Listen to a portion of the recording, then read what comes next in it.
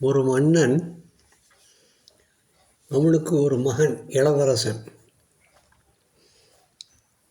நாட்டையெல்லாம் தெரிஞ்சுக்கிறதுக்காக அவன் சுற்றுலா போகிறான்.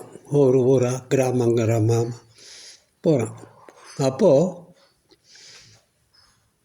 அந்த ஊருக்குள்ளே போனால் இவனை மாதிரியே ஒரு பையன் தெரியறான்.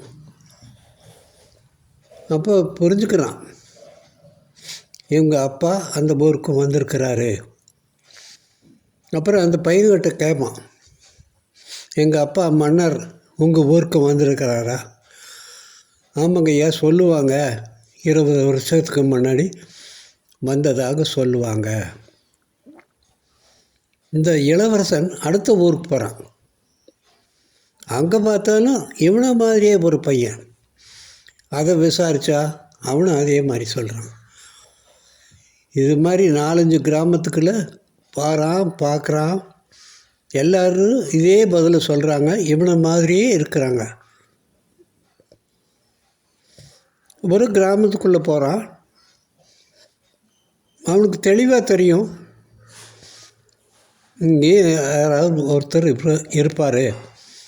இவன் நினச்ச மாதிரியே ஒரு பையன் தெரிகிறான், இவனை மாதிரியே இருக்கிறான். ஆனால் இளவரசனுக்கு நல்லா தெரியும், இந்த கிராமத்துக்கு அவங்க அப்பா வந்ததே இல்லைன்னு. இந்த இளவரசன் அந்த பையன்கிட்ட கேட்குறான், நீ என்ன மாதிரியே இருக்கிற,